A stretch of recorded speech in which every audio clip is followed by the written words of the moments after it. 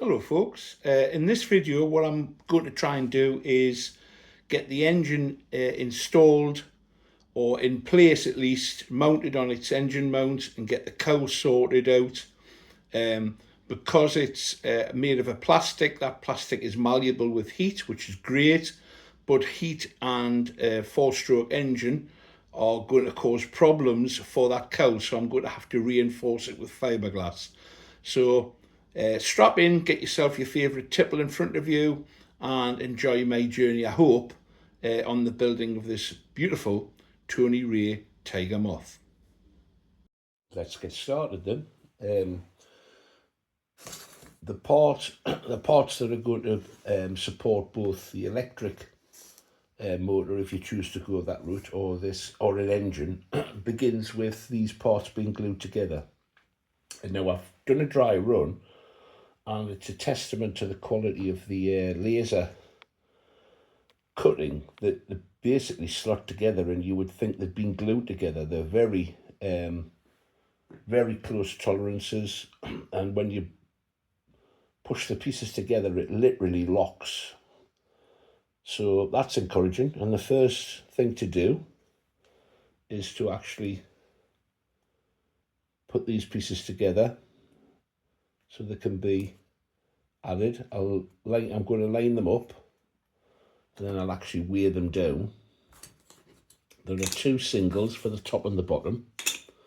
The bottom one has a little cutout for cables to come through if it was electric, but I'm actually going to use this to mount a servo to operate the throttle on the four-stroke engine that I have in mind. So that's the plan. I'll get these glued up, and we'll come back when it's all set and we'll lock it together, and then we'll see what I need to consider next when installing a motor. Okay, this should be dried now. Let's try slotting it all together, seeing if it comes about okay. Excuse the noise. Washers are in the background. So that's obviously the front.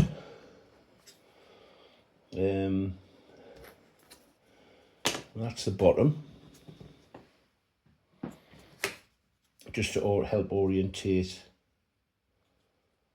these. Yeah.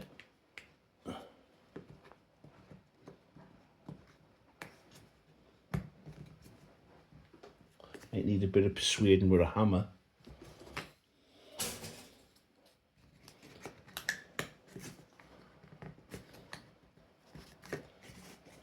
Tapping in. Yeah, that's all good.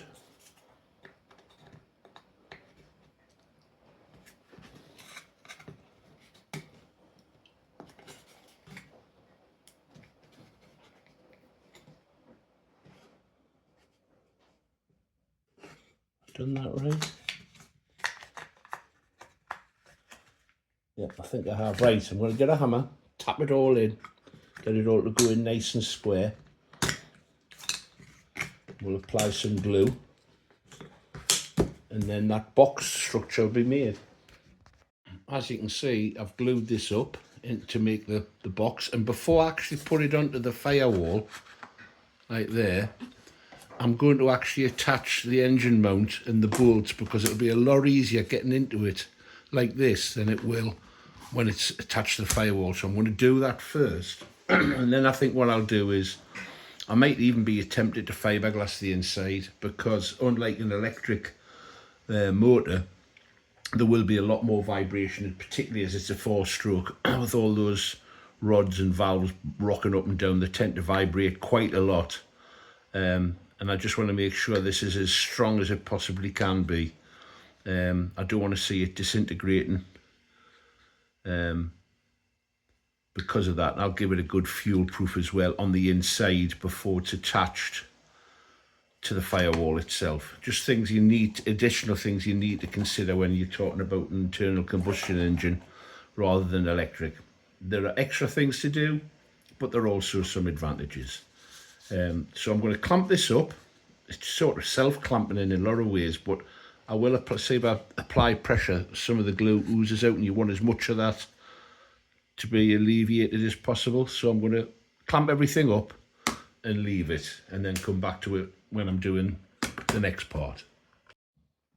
Well, the sharp-eyed among you will notice that I've added on these tags which give you a fixing point for the cowl, but in addition to the tags supplied in the kit, I've added these little blocks on, and that brings it flush up to the surface of the fuselage. I'll show you what I mean.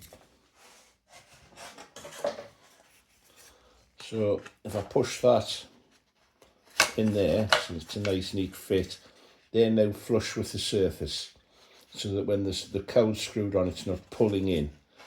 Now, before I attach the wooden standoff onto here, I'm going to bolt on the engine mount, and I would say that this 52 is the maximum engine size you could fit using this setup, and that's because any bigger than that and this standoff won't accommodate the engine mount itself. You would need a slightly wider one, so that's worth considering if you decide that you want to go down the route of a glue engine in here.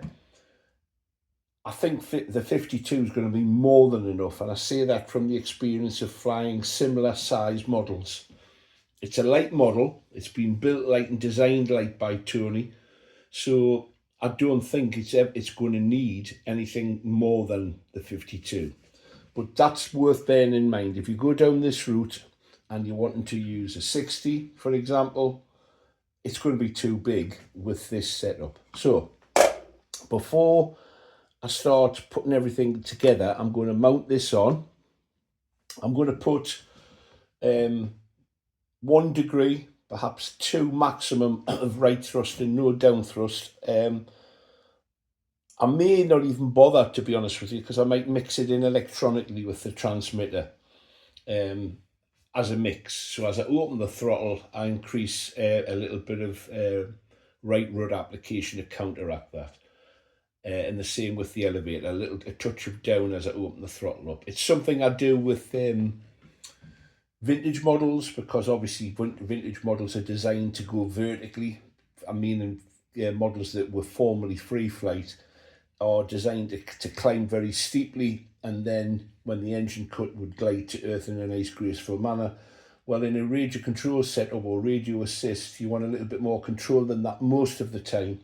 So what I often do, a little dodge, is I mix a little bit of elevator and rudder in, so that once the engine cuts, I can actually bring it down in a sort of dignified manner without it going crazy on the climb phase. So that's what I'll do. Excuse me. I'll get all this bolted together, glued together, and then I'm going to paint it with fuel-proof black. And I'm going to resin it, because glue fuel is pretty nasty stuff. And I'm also going to do a couple of little changes to both the cowl and the fuselage, but more of that in a moment. The bulkhead and the engine mount is now glued in place. You'll notice that the actual motor bearer has been removed. I just wasn't happy with it, so I've ordered another one. Leeds Model Shop, it's on its way, so they've come to the rescue. And in the meantime, I'm going to deal with the cowl itself.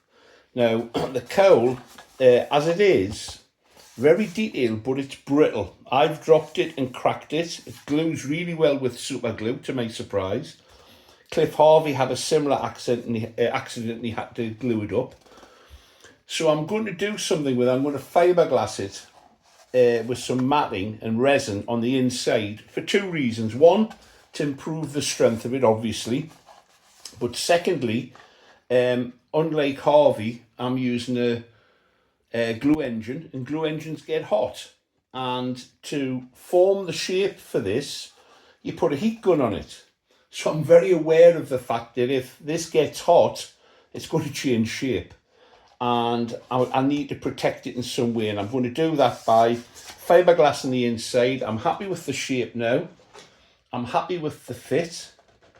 So I'm going to push ahead and get this fiberglassed up on the inside, but the crack that you can see, I think here, certainly noticeable to the naked eye, needs to be blended in and smooth. So I'm going to use some bumper fixer.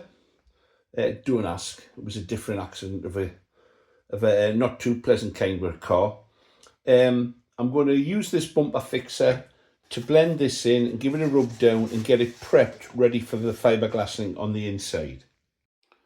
Damage repaired, filler applied, nice and smooth now. There is a slight texture to this, roughness, ridging, I suppose is part of the way it was formed.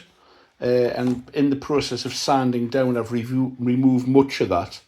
The rest will be covered by some filler primer, no doubt. So keep this safe until I get the fiberglass epoxy on the inside at least, and prevent it from being bounced off the floor, because it doesn't like that very much. So, frustration that I can't press on, but by the time you see the next part of the video, I'll have done just that, because I'll just have to wait until the mount comes.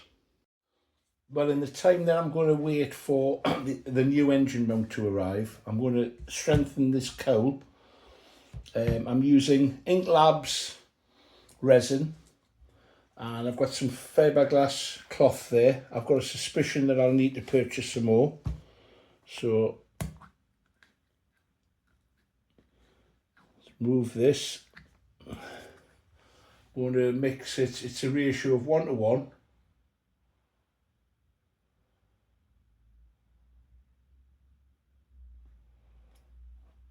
I'm going to do obviously enough for the job, and any spare will be painted on the inside of the engine, the B area itself.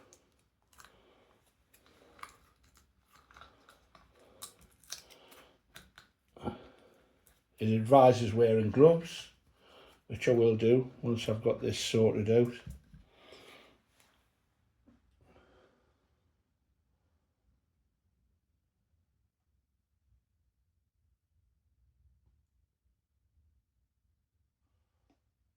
Ratio of 1:1, give it a good stir, leave it for 3 minutes, which of course I'll do, and then apply. So I'll stir this.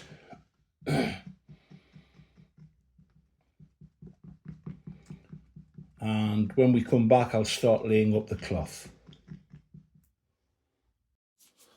Here goes. I'm going to start laying it up in the top first, and I don't know if this is the best way to do it. I'm going to put the resin in first and then lay the cloth over the top, and then I'm going to try and stipple it through. We'll see if it just becomes a, as they say in the northeast here, a clarty mess.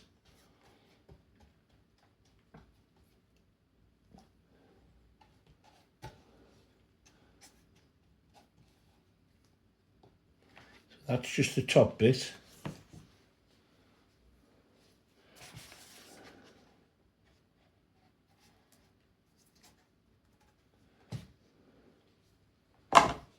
And I've cut this into sort of workable squares. What I didn't want to have was the cloth in big chunks. Right, let's see if this stippling works. Yeah, it's a case of not overworking it, I think.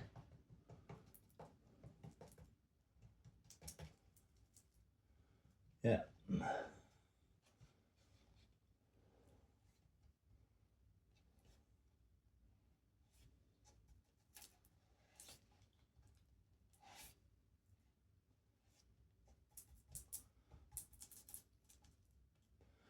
Could have probably done with a roll, actually. Right, I'm going to battle on with this, and then I'll come back and tell you how it went. The swear box will probably be doing overtime. Here we have it then.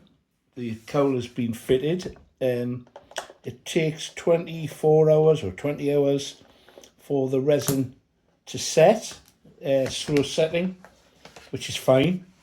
And I've just spent the last 10 minutes, 15 minutes or so messing around with the engine mount, which I'm about to show you.